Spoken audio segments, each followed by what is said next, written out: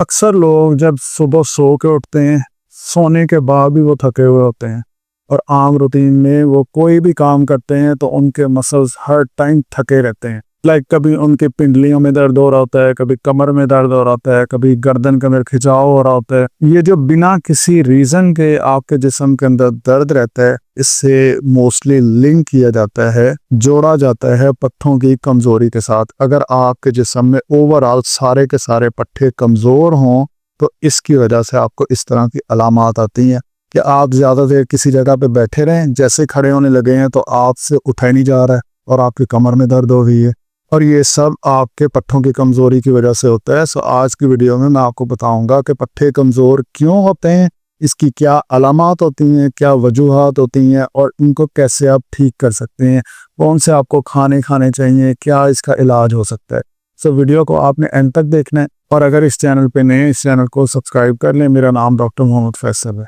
अक्सर औक़ात जिन लोगों के कमर के अंदर दर्द हो, उनका एक सिम्टम इस तरह की होती है कि एक अलामत इस तरह की होती है कि जब वो एक पॉइंट पे ज़्यादा देर बैठे रहें, एक जगह पे ज़्यादा देर खड़े रहें या इवन लेटे रहें, जैसे वो खड़े होते हैं ना तो उनके दर्द होना शुरू हो जाता है। मैं बैठा हूँ, अभी मैं 15 मिनट 20 मिनट बैठा रहा हूँ, एकदम जैसे ही खड़ा हुआ तो मेरी कमर में दर्द होना शुरू हो गई। ये पट्ठों की कमज़ोरी का एक बहुत बड़ा साइन होता है और लोग इसे जोड़ रहे होते हैं कमर में डिस्क बल्ज के साथ, एसए जॉइंट के साथ। मैं बताता हूँ अभी कि मैं क्यों कह रहा हूँ कि पट्ठों की कमज़ोरी की वजह से। से फॉर एग्जांपल मेरा वज़न जो है वो है 80 किलो, 80 किलो, और ये अराउंड 2 मन बनता है। तो अक्सर लोगों का वज़न अगर 100 किलो हो तो ये 2.5 मन वज़न है जब आप इतनी देर बैठे हुए हैं और जब आप खड़े हुए हैं। तो ये जो आपका वज़न है ना, जो आपका 80 किलो 100 किलो जो वज़न है, इसको उठाना किसने है? आपके पट्ठों ने है। लेकिन अगर आप कोई एक्सरसाइजेस नहीं करते, कोई वर्जिशें नहीं करते और आपके खाने इस तरह के हैं कि आप फास्ट फूड खाते हैं, शुरू से ही आपने केयर नहीं की है, आप शुगर भी ज़्यादा लेते रहे या इस तरह के खाने नहीं खाए कि प्रोटीन रिच डाइट नहीं ली है। जैसे आपने जिम के लड़कों को देखा होगा कि वो अपनी डाइट के अंदर गोश्त ऐड करते हैं, अपनी डाइट के अंदर अंडे ऐड करते हैं, प्रोटीन शेक ऐड करते हैं, फोकस उनका होता है कि पट्ठे हमने बनाने हैं। लेकिन ऐसे लोग जिन्होंने अपनी खुराक के ऊपर ज़्यादा ध्यान नहीं दिया और एज जैसे जैसे ज़्यादा होती जाए, वज़न साथ साथ बढ़ता जाए, तो जब आप बैठ के खड़े होते हैं तो आपका पूरे जिस्म का वज़न किसने उठाना है? आपके पट्ठों ने। वो कमज़ोर होते हैं जिसकी वजह से सारे का सारा प्रेशर आता है आपके डिस्कों पे, आपके लिगामेंट्स पे, आपकी हड्डियों पे, जिसकी वजह से फिर डिस्क बल्ज होता है। सो जड़ क्या हो गई? पट्ठों की कमज़ोरी। अगर फ़र्ज़ करें यहाँ पे कोई भी चीज़ पड़ी और मैं उसको उठाता हूँ और उसका वज़न है 10 किलो और मेरे ये पट्ठे बाजू के कमज़ोर हैं और मैं उसको उठा लेता हूँ, और पट्ठे कमज़ोर हैं, वो उठा नहीं सकते 10 किलो, तो उसका नुकसान क्या होगा? मेरे पट्ठे के जो सिरे हैं, टेंडन्स हैं, लिगामेंट्स हैं, बोन्स हैं, इनके ऊपर इतना बुरा प्रेशर आएगा जिसकी वजह से वो इंजर हो जाएंगे। जब हम डॉक्टर के पास जाएंगे, उन्हें जाकर कहेंगे और वो चेक करेंगे, अल्ट्रासाउंड कराएंगे या डिफरेंट टेस्ट करेंगे और उससे देखेंगे कि आपके पट्ठे का सिरा टूटा हुआ है या उस पर टीयर है या आपको हड्डियों की कमज़ोरी है या कमर के अंदर आपको डिस्क बल्ज है। इस तरह की चीज़ें रूल आउट की जाएंगी। लेकिन जो इनकी जड़ है, जो इनका मेन मसला है, वो क्या है? पट्ठों की कमज़ोरी। अच्छा, अब यहाँ पे हमें ये चीज़ तो होगी क्लियर कि पट्ठों की कमज़ोरी क्या होती है, ठीक है, मतलब इसकी वजह से क्या कुछ हो सकता है। सवाल ये आता है कि पट्ठे क्यों कमज़ोर हो जाते हैं? क्या एक तो मैंने बताया ना, हम खाने ठीक नहीं रखे, हमने वर्जिशें सही नहीं की हैं। इसके अलावा एक और ऐसी चीज़ है जिसके ऊपर हम फोकस नहीं करते हैं और ये बड़ी इंपॉर्टेंट है। अगर आपको इस चीज़ की समझ आ गई ना, फिर आप आम रूटीन में अपने जो खाने हैं, डाइट है, आपकी जो मेडिसिन हैं, उस पर बड़ा आपका ध्यान जाएगा। लेकिन इस चीज़ को समझने की कोशिश कीजिएगा, मैं बड़े आसान अल्फाज में समझाऊंगा। ये जो आपको पिक्चर नज़र आ रही है ना, ये है, अच्छा अब मैं बैठा हूँ ना, मैं आपसे बातें कर रहा हूँ, मैं अपना हाथ इस तरह से मूव कर रहा हूँ। मेरे मैं मूव कर रहा हूँ ना, ये हिला रहा हूँ अपना हाथ, ये मेरा हाथ हिलाने में मेरा गोश्त, मेरे पट्ठे कॉन्ट्रैक्ट करते हैं, इकट्ठे होते हैं, तो मेरी कोई भी मूवमेंट हो रही है, मैं बोल पा रहा हूँ, मैं इधर उधर देख पा रहा हूँ। तो पट्ठों की कॉन्ट्रैक्शन कब होगी? जब पट्ठों की कॉन्ट्रैक्शन होगी तो मैं मूवमेंट कर सकूंगा, ठीक है। पट्ठों की कॉन्ट्रैक्शन कैसे होगी? पट्ठे इकट्ठे कैसे होंगे? पट्ठों का जोर कैसे लगेगा? इनमें सिग्नल कैसे आएगा? अब वो सिग्नल आता होता है दिमाग से, दिमाग से आके वो न्यूरॉन में जाता है। अब ये जो आपको सारा नजर आ रहा है ना, इसे हम कहते हैं न्यूरॉन सिग्नल्स। ये सारे के सारा जो है ना, ये हमारा गोश्त है, ये हमारे पट्ठे हैं और ये हमारे सारे न्यूरॉन्स हैं, ये जो आ रहे हैं। अच्छा, अब ब्रेन से, दिमाग से सिग्नल आता है इसके अंदर, اور یہاں سے پھر پورے کے پورے ایسے گزرتے ہوئے اور یہاں پہ سگنل آتا ہے. یہ دیکھیں یہ جو یلو کلر کا آپ کو نظر آ رہا ہے یہ آ رہا ہے سگنل, اور جیسے پٹھے میں آیا تو اس میں کانٹریکشن ہوگی.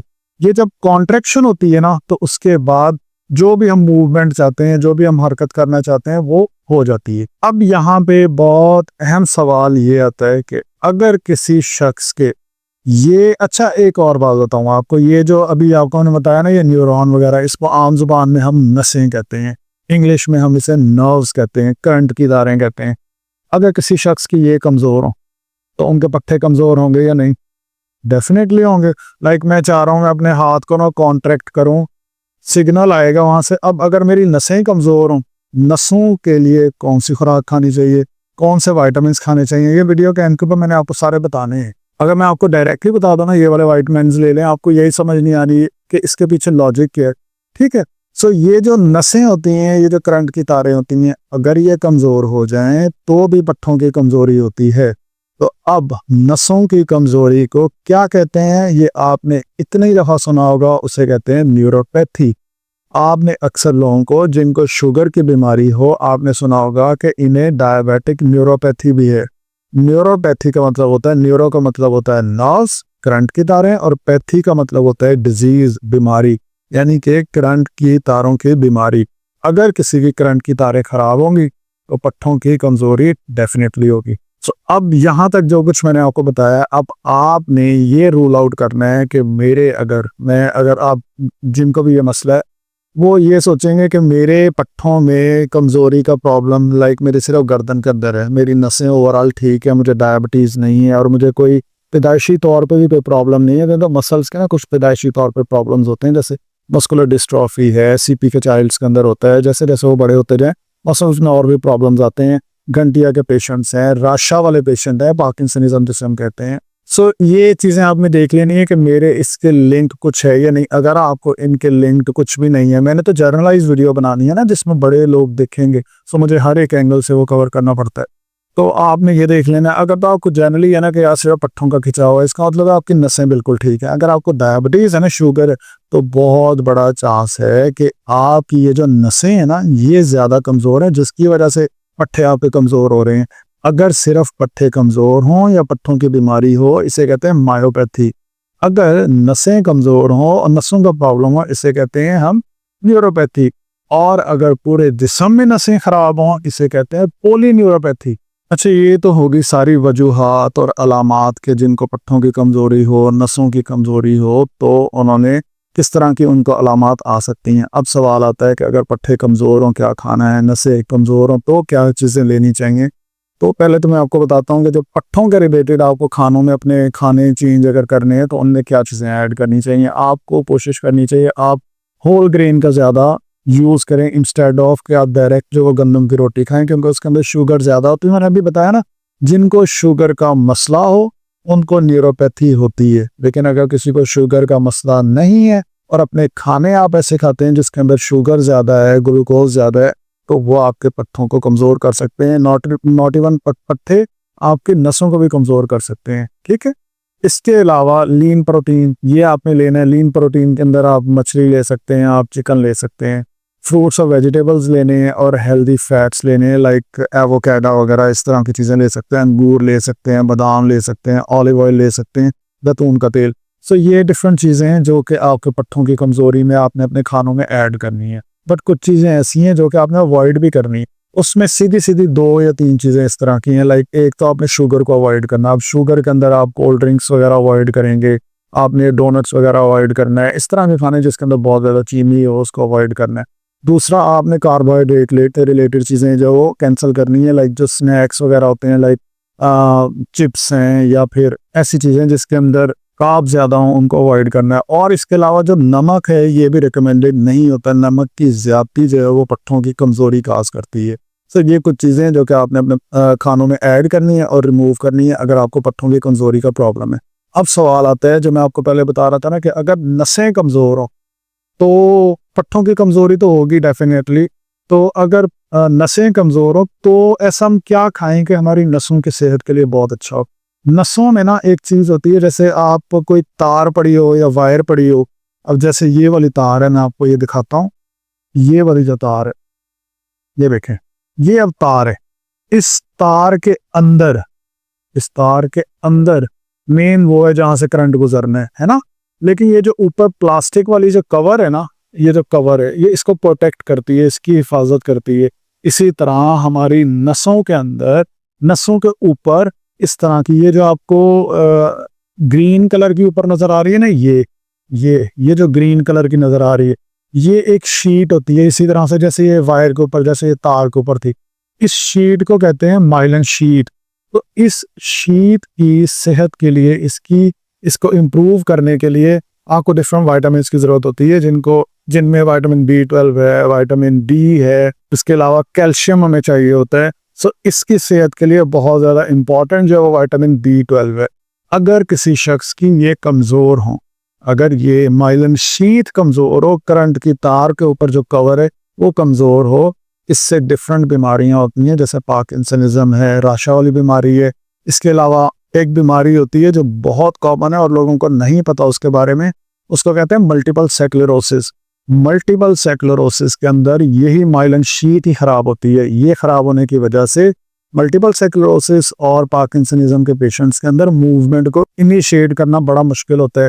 انیشیٹ کرنا مطلب اگر میں کھڑا ہوں نا اور میں چلنا چاہ رہا ہوں تو میرے کھڑے ہونے سے میرے چلنا سٹارٹ کرنا میرے لیے بڑا مشکل ہے.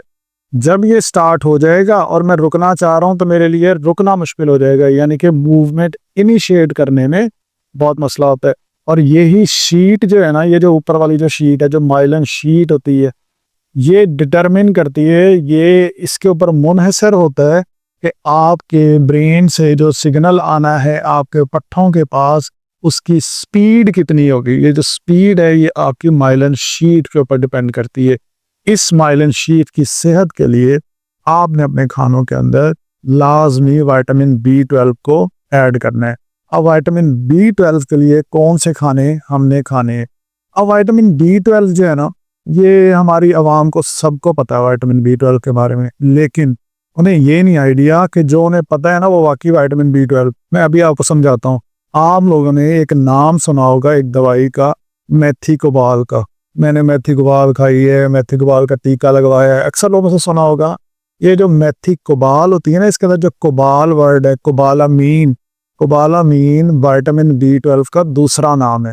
سو آپ نے میتھی کوبال تو بہت زیادہ سنا ہوگا, کیونکہ یہ آپ اس چیز کو سمجھ سکتے ہیں کہ برانڈز ہوں, کمپنیز ہوں, یہ زیادہ تر پروموٹ اسی ٹرمز کو کریں گے جو کہ ہمیں یاد رہے گا کہ میتھی کوبال کا ٹیکا لگنا چاہیے, اس سے میں بڑی جلدی ٹھیک ہوگا, مجھے بڑا فرق پڑا ہے. اکثر لوگوں سے سنا ہوگا.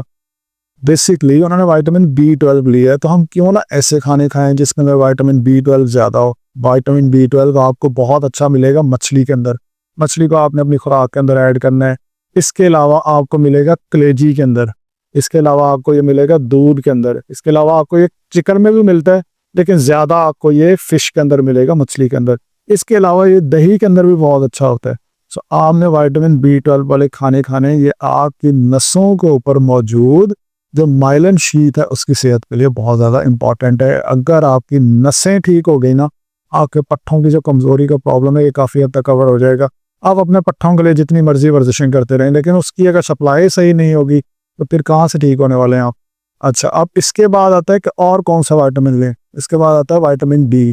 وائٹامن ڈی ہمیں ڈفرینٹ ایسے کھانے جیسے دودھ ہے, دہی ہے, ہر پتے والی سبزیاں ہیں, سیلڈ وغیرہ ان میں ہمیں مل جاتا ہے. اس کے علاوہ ہمیں سیریلز کے اندر مل جاتا ہے, لائک دلیا وغیرہ کے اندر آپ کو وائٹامن ڈی اچھی کوالٹی میں مل جاتا ہے. اور اس کے علاوہ آپ کو تو فری میں پاکستان, انڈیا میں یہاں پہ تو جتنی دھوپ نکلتی ہے, تو اگر ہم سن باتھ لیں, لیکن دوپہر کے ٹائم میں, جہاں فل گرمی میں نہیں آپ نے بیٹھنا ہوگا, سن برن ہو جائے گا. جو ٹھنڈی دھوپ کی روشنی ہے, صبح اور شام کے دان اور ڈسک کی جو دھوپ کی روشنی ہوتی ہے, اس میں بیٹھا کریں 20-25 منٹ کے لیے, تو آپ کو وائٹامن ڈی جو ہے اس کی کمی نہیں ہوگی. یہ بھی آپ کے پٹھوں کے لیے بڑی امپورٹنٹ ہے, آپ کی نسوں کی صحت کے لیے بہت زیادہ امپورٹنٹ ہے. اور کچھ ایسے کھانے ہیں جس کے اندر آپ کو کیلشیم آپ کو لینے چاہیے. اس کے اندر بروکلی ہے ہمارے پاس, دودھ کے اندر بہت زیادہ کیلشیم ہوتا ہے, اور اس کے علاوہ دہی کے اندر بہت اچھا جو ہے وہ کیلشیم آپ کو مل جاتا ہے. اس کے علاوہ آپ کو بینز کے اندر اور کچھ ایسے بیج لائک چیا سیڈ ہیں, فلیکس سیڈز ہیں, السی کے بیج ہیں, ان کے اندر آپ کو مل جاتا ہے. اس میں نا کچھ لوگ غلطی یہ کرتے ہیں کہ جب وہ چیا سیڈ کو یوز کرتے ہیں تو وہ ان چیا سیڈ کو ڈائریکٹلی چمچ کے ساتھ کھا لیتے ہیں. یہ بہت غلط ہے. اسی طرح سے یہ چیا سیڈ ہے ہمارے پاس، اسے ہم اردو کے اندر کچھ لوگ سمجھتے ہیں، اسے کہتے ہیں ہم تخم ملنگا. وہ چیز نہیں ہے یہ، اور اسے اردو میں کہا جاتا ہے تخم شربتی. یہ آپ لوگ دیکھ لیجئے گا، اگر یہ نہیں ہے تو پھر آپ نیچے کمنٹس میں بتا دیجئے کہ میں نے آن لائن کچھ سرچ کیا تھا. بٹ چیا سیڈ اگر آپ کسی بھی دکان پہ جا کے کہیں گے نا، یہ آپ کو مل جائیں گے. آپ نے ان کو ڈائریکٹ نہیں کھانا. اسی طرح سے یہ السی کے بیج ہیں جنہیں ہم فلیکس سیڈز کہتے ہیں، ان کو بھی ڈائریکٹ نہیں کھانا. پھر کیسے کھانا ہے؟ کھانے کا طریقہ یہ ہے کہ یہ جو فلیکس سیڈز ہیں نا، ان کو آپ نے پیس لینا ہے. ٹھیک ہے، پیس کے یوز کرنا ہے، لیکن پھر بھی ڈائریکٹ نہیں کھانا ہے. گھر میں کوئی سلاد بنا ہوا تو اس کے اوپر چھڑک لیں، کوئی شیک بنا ہوا اس کے اوپر چھڑک لیں. تو اس طرح سے آپ نے لینا ہے کسی اور کھانے کے ساتھ. تو یعنی ان کے اندر اچھی آپ کو کیلشیم، وائٹامن ڈی مل جائے گی. وائٹامن B12 بھی ادھر ملے گا، لیکن زیادہ اس کے اندر کیلشیم ہی ہوتا ہے، اور یہ ہڈیوں کے لیے، پٹھوں کے لیے بہت اچھا ہے. جہاں تک بات ہے نا چیا سیڈ کی، اب ان کو پیسنا نہیں ہے. آپ نے پانی کا گلاس لینا ہے اور اس کے اندر ان کو 1 چمچ ڈال دینا ہے. اچھا، لوگ اس کے لیے نا ریکمینڈ کرتے ہیں کہ آپ جو ہے 2 چمچ ڈالیں، بٹ میری ریکمنڈیشن یہ کہ آپ جسٹ 1 ڈالیں اور ڈیلی بیسس پہ آپ یوز کر سکتے ہیں. اچھا، اس پانی کے گلاس میں ڈال دینا ہے. آدھا گھنٹہ 1 گھنٹہ تو منیمم ہے، اس کو آپ نے اس پانی کے اندر رکھنا ہے. ٹھیک ہے، کیونکہ اس کے اندر فائبر کانٹینٹ ہوتا ہے، یہ اچھا خاصا پانی چوس لیتا ہے. اگر آپ اسے ڈائریکٹ کھائیں گے نا تو یہ آپ کے اسٹامک کا اچھا خاصا پانی چوس لے گا، جس کی وجہ سے ڈی ہائیڈریشن بڑی بری طرح سے ہو سکتی ہے، اور اسٹامک اپسیٹ بھی ہو سکتے ہیں. GIT کا پورا ٹریک اپسیٹ ہو جائے گا. اس کو آپ نے پانی کے اندر ڈال دینا ہے. آدھے گھنٹے 1 گھنٹے کے لیے سوک رہے گا یہ. اس کے بعد آپ اس کو ڈائریکٹلی پی بھی سکتے ہیں، کسی بھی شیک کے ساتھ بھی ایڈ کر سکتے ہیں، دہی کے اندر ایڈ کر سکتے ہیں، اس طرح سے یوز کر سکتے ہیں. اگر ہو سکے تو اس کو رات کو بھگو رہے ہیں، ساری رات بھگوئے رکھیں، صبح اٹھ کے پینے. اور یہ ویٹ لاس کے لیے بھی بہت اچھا ہے. فائبر ہے تو یہ آپ کے جسم کے اندر سے جتنا بھی ڈائجیشن کا جو پروسیس ہے اس کو بڑا امپروو کر دیتا ہے. بڑا ایزی فیل کرتے ہیں جب آپ چیا سیڈ کو ڈیلی بیسس کے اوپر یوز کرتے ہیں. یہ ڈفرینٹ چیزیں ہیں جو کہ آپ نے اپنے کھانوں میں ایڈ کرنی ہے. اب لاسٹ کے اوپر جو امپورٹنٹ تھوڑی سی چیز ہے کہ پٹھوں کی صحت کے لیے ہمیں کیا کھانا چاہیے. اس میں پروٹین ہمارے لیے بڑا امپورٹنٹ ہے، جس کے اندر گوشت ہے، فش ہے، وہ ساری چیزیں جو جم کے لڑکے کھا رہے ہوتے ہیں نا، آپ نے ان چیزوں کو اپنے کھانوں میں ایڈ کرنا ہے. اب ان کے اندر میں سب کچھ آپ کو بتا چکا ہوں، گوشت اور فش کے بارے میں، انڈوں کے بارے میں، ڈیری پروڈکٹس کے بارے میں، سیڈز کے بارے میں، نٹس کے بارے میں. سیڈز ابھی بیج بتائے میں نے آپ کو، اس میں نے آپ کو بتائے ہیں فلیکس سیڈ اور چیا سیڈ. اس کے علاوہ آپ پمپکن سیڈ بھی ایڈ کر سکتے ہیں، پیٹا کدو کے بیج ہیں. اس کے علاوہ آپ تل ایڈ کر سکتے ہیں. بڑے سارے آپشنز ہیں، جو آپ کو زیادہ سوٹ کرے وہ آپ یوز کر سکتے ہیں. اب کچھ احتیاط یہ ہے کہ جن لوگوں کو یورک ایسڈ ہو، ان لوگوں نے ان کھانوں میں بہت زیادہ احتیاط کرنی، کیونکہ جو کھانے آپ کے پٹھوں کی صحت کے لیے امپورٹنٹ ہے نا، وہ کھانے آپ کے جسم میں یورک ایسڈ بڑھا سکتے ہیں. اب وہ کون سے کھانے ہیں؟ جیسے پروٹین والے کھانے، پالک، ٹماٹر، دال، گوشت، مچھلی، مرغی، انڈا. یہ وہ کھانے ہیں جو ہمارے جسم میں یورک ایسڈ کو بڑھاتے ہیں.